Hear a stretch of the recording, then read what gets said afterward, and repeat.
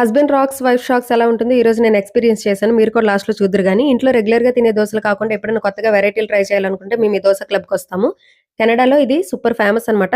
దోసలు చాలా varieties. Taste అయితే అదిరిపోద్ది. ఇంకా వృందాన్ని ఇట్లా హై చైర్‌లో కూర్చొనిబెట్టి బెల్టేసేసాము. ఇంకా సెక్యూర్‌గా ఉంటుంది. పడిపోద్దనే బెంగ మనకు కూడా ఉండదు.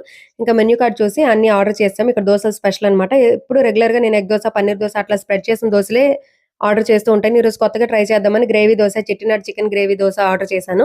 ఓపెన్ చేసి చూస్తే ఇది ప్లెయిన్ దోసలో కర్రీ పెట్టి ఇచ్చాడు.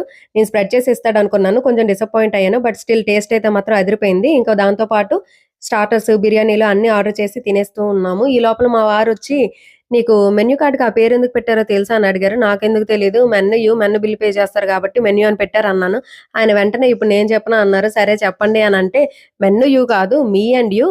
ఆ పార్వతీ పరమేశ్వరుల్లాగా ఆలు మగలు అన్నాక ప్రతీదీ సగం సగం పంచుకోవాలి. సో, బిల్లు నువ్వు నేను పంచుకుందాం" అని చెప్పి అన్నారు. ఆయన రాక్